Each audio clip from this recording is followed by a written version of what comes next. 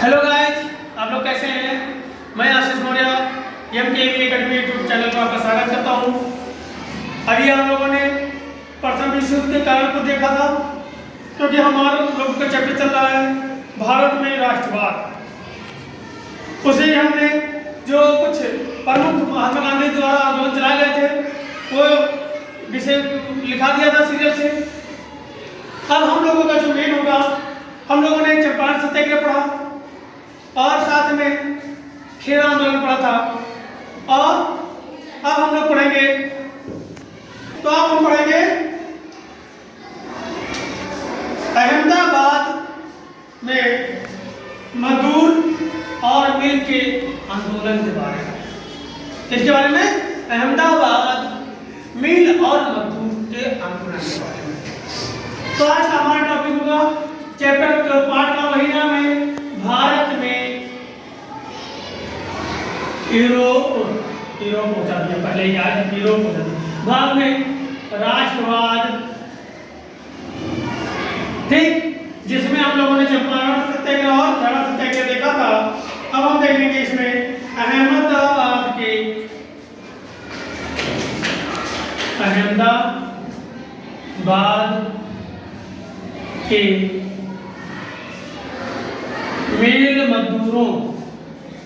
मिल मजदूरों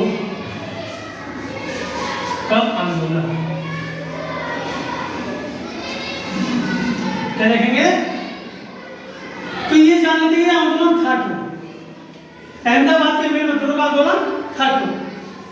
तो ये आंदोलन हम अभी पिछली वीडियो में हम लोगों ने देखा था कि एक महामारी आई थी।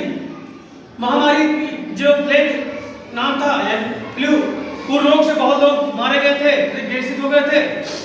उसी में जो ब्रिटिश सरकार थी, यानी इंग्लैंड की सरकार थी, उन लोगों ने यहाँ के मजदूरों को फ्लैग के बोनस के नाम पर अतिरिक्त इनको आय दिया जाता था। क्योंकि उस समय जब प्लेग महामारी फैली तो उस समय मजदूरों की संख्या बहुत घट गई थी। और संख्या घटने के कारण उस औद्योगिक को संचालन करने के लिए, उस मिल को निरंतर चलाने के लिए सरकार ने फ्लैग बोनस लिया, ठीक, फ्लैग बोनस। और इस बोनस में इनको बोनस के तहत इनको दिया जाता था। साथ में इनको जो काम का समय था वो सही था, सब कुछ सही था।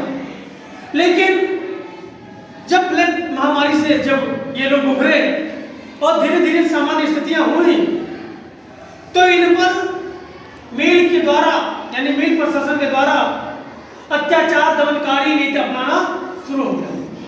और क्या नीति अपनाने लगे कि काम का समय में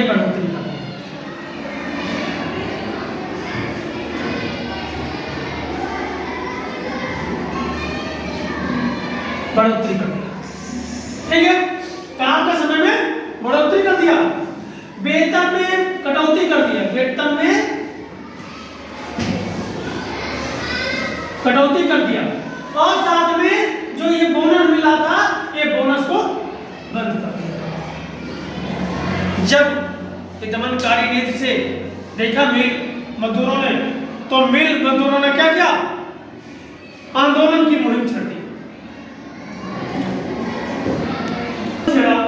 अब 22 फरवरी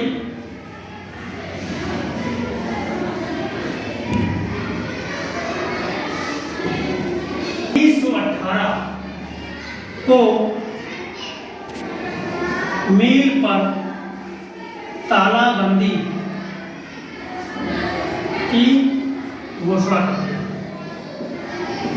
यानी मजदूर क्या किए? मजदूरों ने ये सबसे परेशान होगा कि समय काम की कोई निश्चितता नहीं रह गई थी, अत्याचार होने लगा, जब चाहते थे बुला लेते थे और काम कराते रहते थे।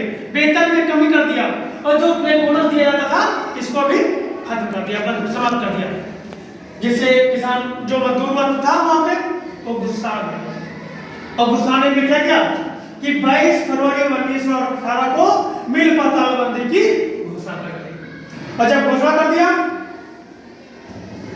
निकले होंगे, रिजल्ट निकले, लेकिन इस आंदोलन का नेतृत्व दो लोगों के हाथ में था। एक आंदोलन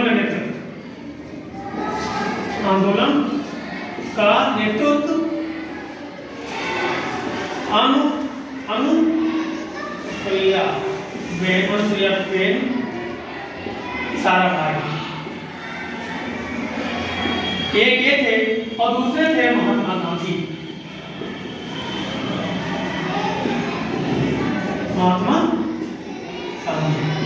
यह क्या कर रहे थे? ये दोनों लोग इस आंदोलन का नेतृत्व कर रहे थे।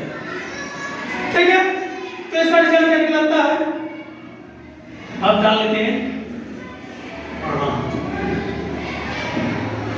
भाई जब तालाबंदी होगा तो जो फैक्ट्री से इनकम है वो प्रभावित होगा,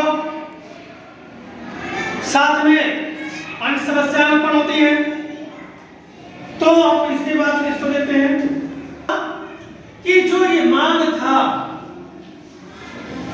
इस मांग में यानी जो वेतन था, वेतन में 35% वृद्धि कर दिया गया, यानी 35% वृद्धि कर दिया गया और इनकी मांग को मान लिया गया।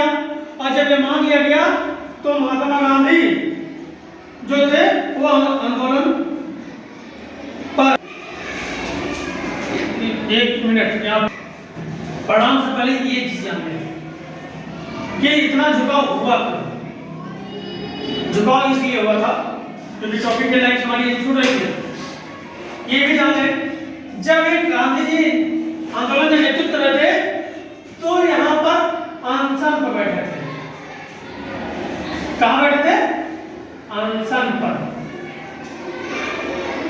ठीक, यानी भूख हड़ताल। अनशन को क्या कहते हैं? भूख हड़ताल। तो जब कभी आता है कि प्रथम अनशन कब क्या था? तो अहमदाबाद में मजदूरों के समर्थन में पहला अनशन किया था, याद रखिएगा। जैसे प्रथम भाषण कब दिया था? 1916 में, जो हमने बताया आपको हिंदू विश्वविद्यालय में गए थे। पहला आंदोलन जब किया था 1917 में चंपारण आंदोलन में। लेकिन अगर पूछे भूख हड़ताल प्रथम अनशन जब किया था तो ये अहमदाबाद के मिल मजदूरों का 1918 में, ठीक है। तो ये प्रथम इन्होंने आंदोलन किया था और ये आंदोलन इनका यहाँ पर सफल हो गया, यानी सरकार, क्योंकि एक चीज और था, याद रखिएगा, मैं बार बार क्यों याद दिला रहा हूँ, 14 से 1918, 1914 से 1918 क्या था? प्रथम विश्व युद्ध। क्योंकि विश्व युद्ध यहाँ समाप्त नहीं हुआ था, यह विश्व युद्ध समाप्त नहीं हुआ था, चाहे चंपारण का रहा हो, चाहे खेड़ा का रहा हो, चाहे अहमदाबाद के मिल मजदूर का रहा हो, तो ये नहीं समाप्त होता। लेकिन यहीं पर क्या हुआ? इधर गांधी जी का आंदोलन सफल होता है और उधर क्या होता है? उधर प्रथम विश्व युद्ध समाप्त, प्रथम विश्व युद्ध समाप्त हो जाता है। ठीक, क्लियर हो गया? मतलब इधर गांधी जी का आंदोलन सफल होता है, 35% वेतन में वृद्धि हो जाती है, अहमदाबाद के मजदूरों का मांग मान लिया जाता है, और इधर क्या होता है? आंदोलन समाप्त हो जाता है। अब आंदोलन समाप्त होता है। अब इंग्लैंड लोग बौखलाए हुए थे, पहले से बौखलाए हुए क्या थे कि हम जगह जगह उनको झुकाने का काम किया, चाहे चंपारण सत्याग्रह रहा हो, चाहे खेड़ा आंदोलन रहा हो, और चाहे अहमदाबाद में मिल मजदूर आंदोलन रहा हो, सब में इंग्लैंड को झुकना पड़ा। इससे वो हुन्नस जिसको कहते हैं वो खाए हुए थे। और जैसे ही इनका आंदोलन ये समाप्त होता है, ये प्रथम विश्व युद्ध समाप्त होता है, तुरंत ये एक कानून बना लेते हैं। और कानून क्या होता है और कानून कौन बनाता है, इसके बारे में आगे पढ़ते हैं। तो इसको रब करते थे पहले, यानी कि अहमदाबाद मिल मजदूरों की आंदोलन खत्म जैसे होता है वैसे प्रथम विश्व युद्ध के बाद समाप्ति के बाद सर्डिन रालेट महोदय की अध्यक्षता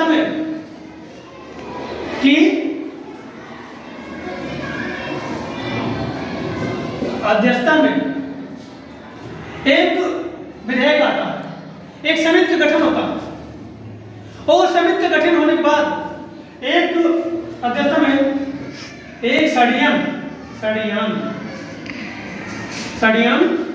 समिति का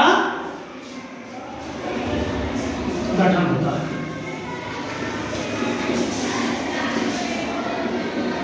ठीक, और सर्डिन रालेट की अध्यक्षता में नाम थोड़ा यहाँ पे गलत हो गया क्योंकि सर्डियन यहाँ रहेगा, यहाँ पे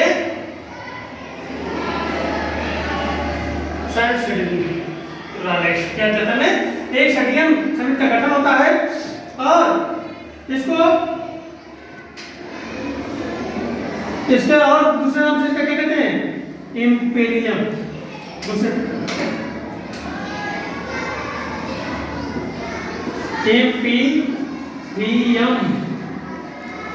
इम्पेरियम लेजिस्लेटिव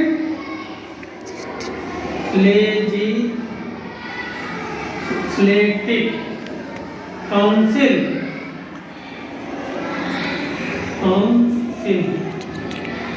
कहते हैं क्या होता है, एक एक्ट पास होता है, ठीक है, जिसमें दो विधेयक जाते हैं। कितने? दो विधेयक, और ये दोनों विधेयक पास होता है और ये विधेयक पास होने के बाद इसके तहत बन जाता है रालेट एक्ट। क्या बन जाता है? रालेट एक्ट। अब पढ़ते हैं कि रालेट एक्ट था क्या, यानी सिडनी रालेट की अध्यक्षता में एक सर्डियन समिति का गठन होता है जो इंडियन लेजिस्लेटिव काउंसिल देता है, दो विधेयक पास होता है और विधेयक में क्या होता है, वो केंद्रीय विश्वविद्यालय में जाता है और वहीं से एक पास हो जाता है जिसको रालेट एक्ट कहते हैं।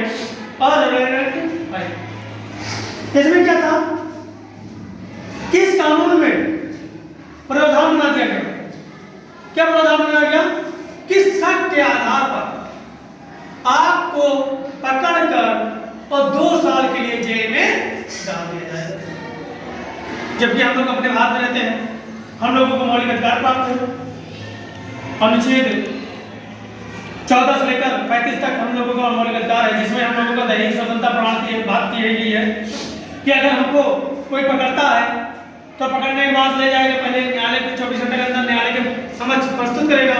प्रस्तुत करने के बाद जज साहब जो जैसा जजमेंट देते हैं, यानी हमको जमानत देते हैं या कस्टडी भी भेज देते हैं, यानी कि रिमांड में पुलिस भी भेज देते हैं, यानी हमारे यहाँ प्रक्रिया होती है। लेकिन यहाँ कोई प्रक्रिया नहीं, कोई कानून नहीं, सीधा अगर आपने चोरी का आरोप लगा, शक है कि आपने चोरी किया है, आपको उठाया, जेल में डाला, अब कितने साल के लिए? 2 साल के लिए। तो इसके विरुद्ध में आंदोलन छेड़ा। जब इन्होंने ऐसी किया तो इसकी कमी क्या रह गई थी, तो रालेट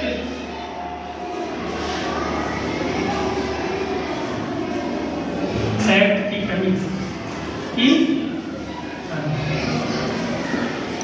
ये जान लेते हैं कि भारतीयों की राजनीति, भारतीयों के राजनीति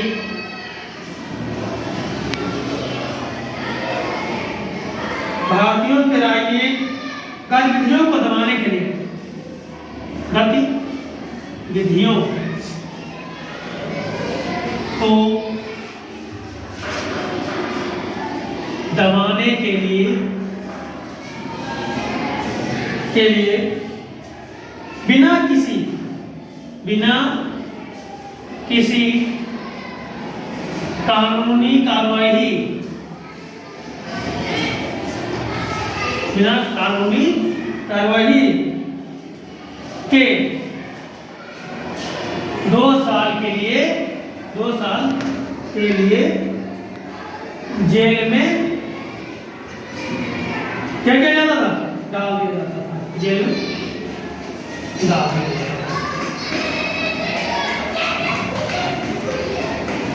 ठीक, ये हमारा एक कमी हो गया। दूसरी कमी इन्होंने क्या किया कि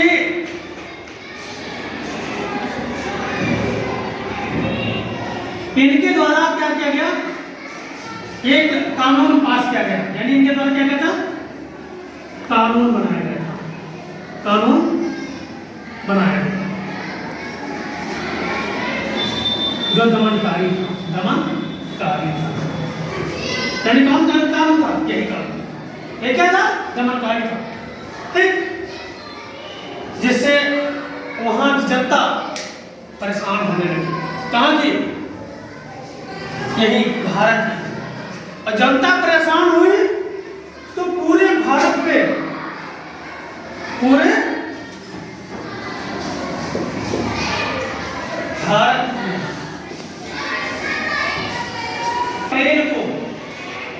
6 अप्रैल को रैली व जुलूस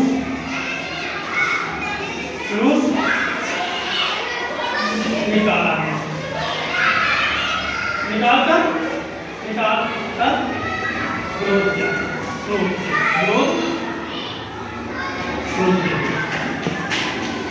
ठीक। यानी क्या हुआ, जब ये एक्ट 1919, ये भी याद रखना कब पारित हुआ था? 1919। जब 1919 में रॉयल एक्ट पास होता है, जिसकी कमी क्या थी? भारतीयों को राजनीतिक गतिविधि को दबाने के लिए कानून बनाया और बिना किसी कानूनी कार्रवाई के क्या करते थे? 2 साल के लिए जेल में डाल देते थे। इससे वहां की भारतीय जनता परेशान हो गई और पूरे भारत में 6 अप्रैल को रैली व जुलूस निकाल के विरोध करना शुरुआत कर दिया। और जब ये शुरुआत कर दिया तो उसमें मोतीलाल नेहरू ने कहा था, मोतीलाल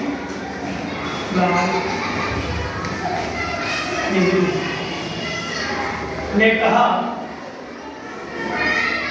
कि ना अपील, क्या कहा था?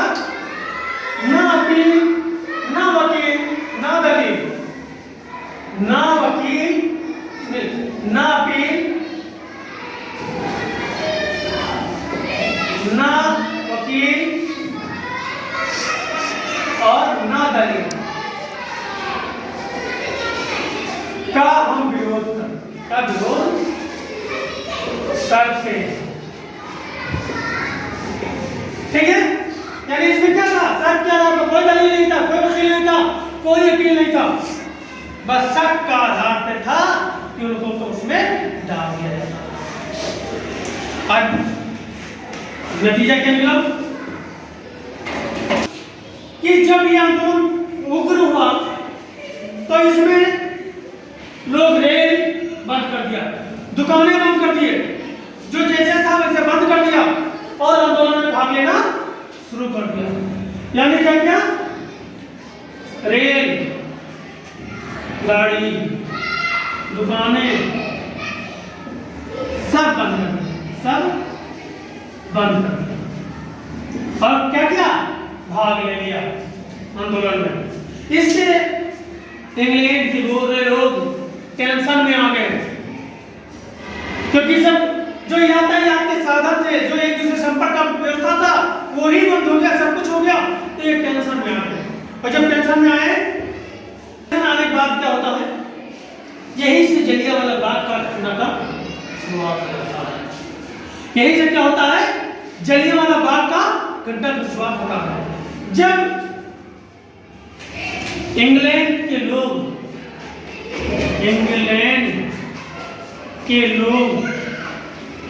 टेंशन में आते हैं,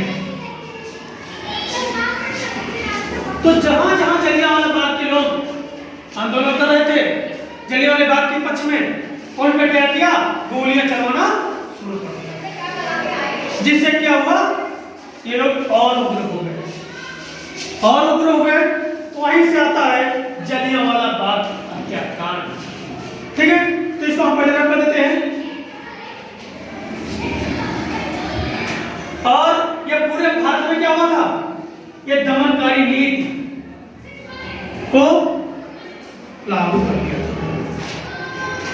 ठीक है, तो ये जब समझ में आ गया आप लोगों को।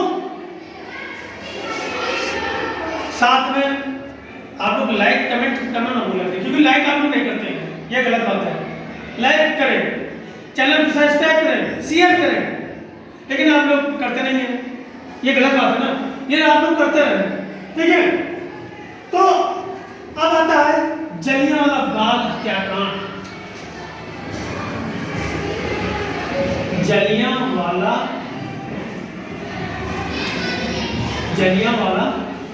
बाग हत्याकांड कितने में, 13 अप्रैल 1919। जैसे हम जलियांवाला का नाम लेते हैं, पूरी शरीर कांप उठती है। जैसे हम जलियांवाला का नाम लेते हैं, वैसे हमारा शरीर कांप उठता है, क्योंकि वो भयानक स्थिति जिसमें हमारे बूढ़े, जवान, महिलाएं, बच्चे सारे शहीद हो गए थे, सारे लोगों पे गोलियां चला दी गई थी। यहां तक लोग जान बचाने के लिए वहां पे बना एक कुआं, उसमें लोग छलांग लगा दिए थे, और वो कुआं का पानी पूरा लाल हो चुका था। जब वो घटना दिमाग पे आता है, लोग उसको देख सुनते जैसे पूरी शरीर कांप उठती है। वो विदारक घटना, वितरक घटना थी। तो ये क्या होता है कि जब दमनकारी नीति अपना देते हैं, तो दमनकारी नीति पर ये शुरू क्या करते हैं कि 10 अप्रैल को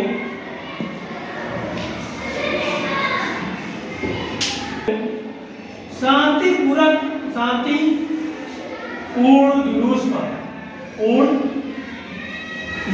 पर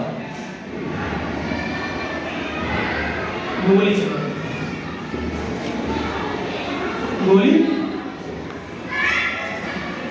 चला देते हैं। कौन? ठीक, यानी शांतिपूर्वक अपने आंदोलन कर रहे थे, अपनी मांग कर रहे थे, लेकिन दमनकारी नीति की वजह से ये शांतिपूर्ण लोगों पर गोली चला, जिससे लोग और भड़क उठते थे। तभी और यहां पर जलियांवाला बाग में मार्शल लॉ लागू किया जाता है। मार्शल लॉ यानी इसको कहते हैं सैनिक का शासन। सैनिक का शासन। अगर इस समय की बात करें तो धारा 144 आप देखते होंगे, कोई भी कार्यक्रम होता है, कोई कुछ होता है, चाहे कोई त्योहार आ जाए, चाहे चुनाव आ जाए, या कोई कार्यक्रम होता है, कोई ऐसे सांस्कृतिक कार्यक्रम तो क्या जाता है, धारा 144 में जाता है। इसमें क्या है कि 2-3 लोग एक साथ में खड़े होकर बातचीत करते हैं, उस समय सैनिक का शासन होता है। ठीक है, तो ये लोग क्या थे, ये लोग इनके गोली चलवा देते हैं, अब गोली चलवाते हैं और आंदोलन जो होता है वही 13 अप्रैल 1919 को बैसाखी मेला लगा होता है।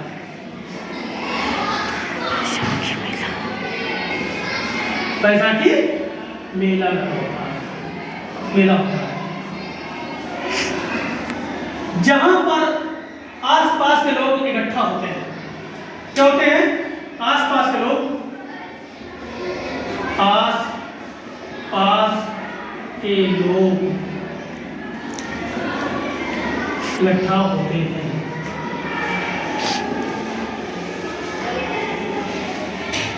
जब आसपास के लोग इकट्ठा हो जाते हैं यानी संख्या भारी तरफ बहुत ज्यादा हो जाती है, संख्या भारी होती है। और अगर हम जलियांवाला बाग की बात करें तो उसकी जो गली है बहुत कम है। साथ में 2 आदमी उस गली में चार होते हैं। ठीक है, उसका जो गेट है केवल थोड़ा सा गली है, इसके बाद अंदर पूरा मैदान है। तो जब ये जाते हैं इसके बाद पूरा ये आगे बढ़ते हैं। तो ये जब इधर से क्या किया, गैलीली तरफ से सेनाओं को खड़ा कर दिया, और जो यहाँ पर बूढ़े महिलाएं बच्चे जो भी बैठे थे और सभी पर अचानक गोलियां चल जाती है। और कौन आदेश देता है? General Dyer. जनरल डायर आदेश दे देता है गोली चलाने के लिए, और ये लोग गोली चला देते हैं।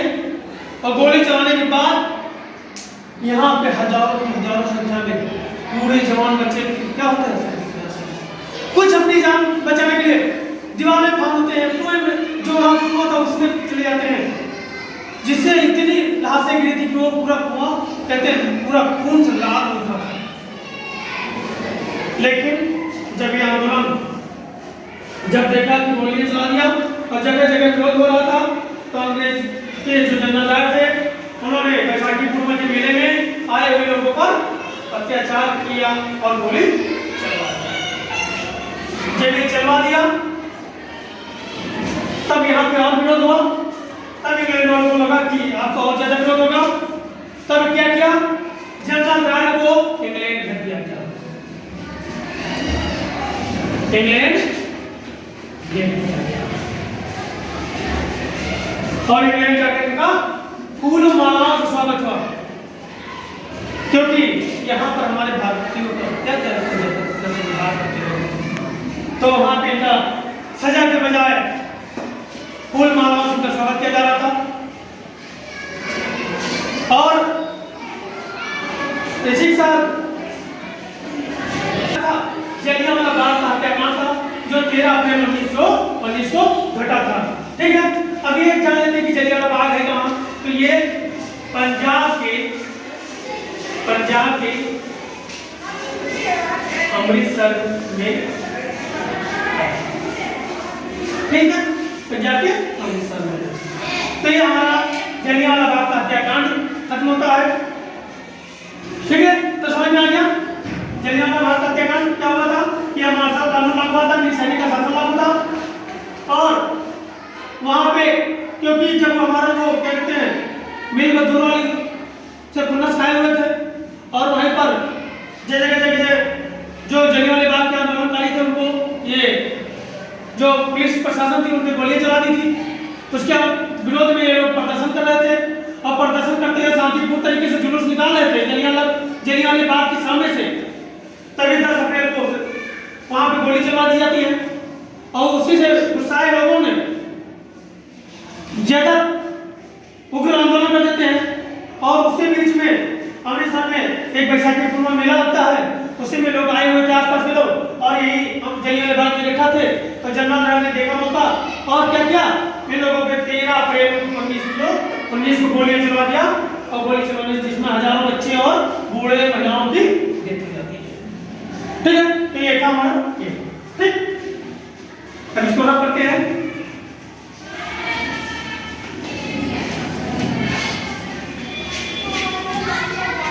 और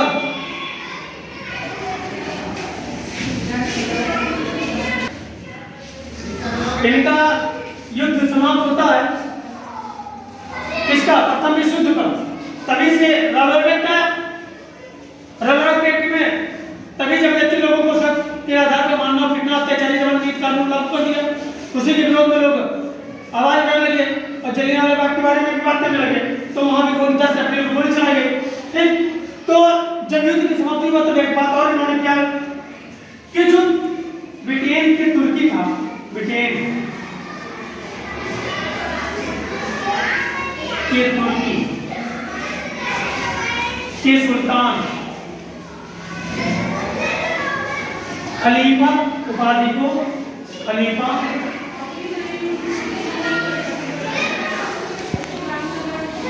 उपाधि को हटा दिया।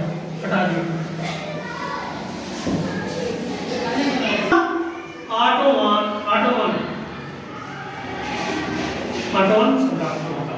यानी सुल्तान।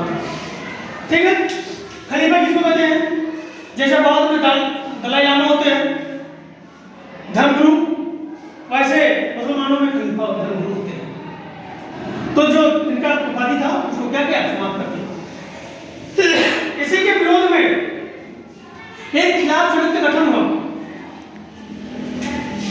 किसका? मार्च 1919 को खिलाफ समिति का गठन हुआ। ठीक है, ये किसका गठन होता है? तब आता है खिलाफत आंदोलन। खिलाफत आंदोलन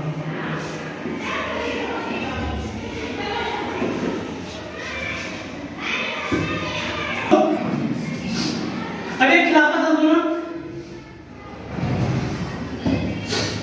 कि जब ये खलीफा का उपाधि का खत्म कर दिया तो एक अली बनो थे। कौन? अली बनो, यानी कि ये दो भाई, एक थे मोहम्मद अली, एक मोहम्मद अली,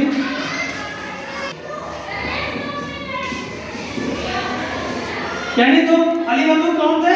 शौकत अली और मोहम्मद अली। इन दोनों ने आंदोलन का विपुल रूप दिया।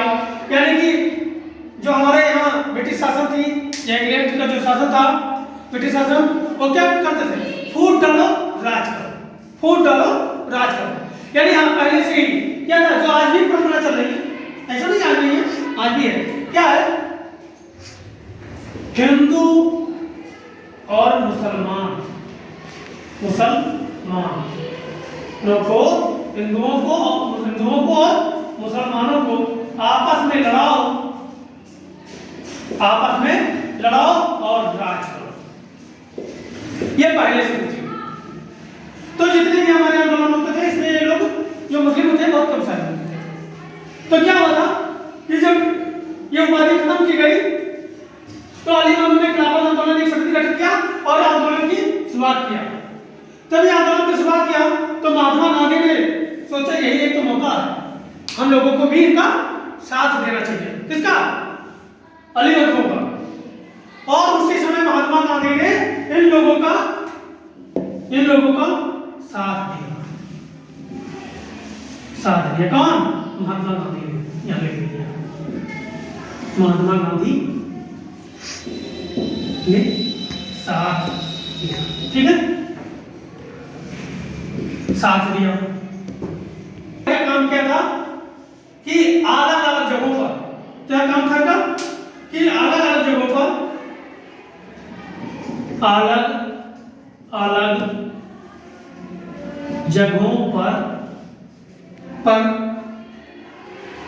जगहों पर खिलाफत समिति का गठन करना। ठीक है, ये दोनों लोग अलग अलग क्षेत्र के लिए अलग अलग पर खिलाफत समिति का गठन करने लगे, क्योंकि जब ज्यादा समिति गठन कर लेंगे तो ज्यादा इनके पास जन समर्थन जुट जाएगा। अब इसका परिणाम क्या निकला? पहले इसको हम रब कर देते हैं। यानी जब ये सब कुछ हुआ खिलाफत आंदोलन के बारे में, तो पूरी तरह सफलता नहीं मिली। यानी परिणाम क्या निकला? यानी जो खिलाफत आंदोलन था हमारा, उसमें पूरी तरह से सफलता नहीं मिली। ठीक, यानी पूरी तरह से सफलता नहीं मिली और मिली वर्ष 1924 कमाल की पासा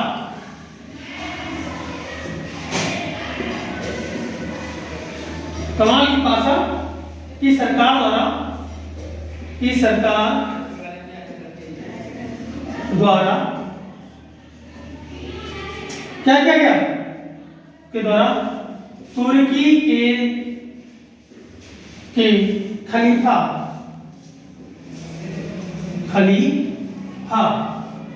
पद को समाप्त कर दिया, यानी पहले तो ब्रिटेन के जो थे वही समाप्त किया था, लेकिन बाद में क्या हुआ कि तुर्की के जो कमाल पासा सरकार थी वो तुर्की के खलीफा पद को वो भी समाप्त कर दिया।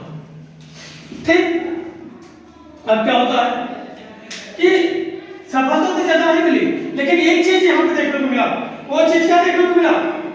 वो चीज देखने को मिला कि हिंदू मुस्लिम में एकता का भाव,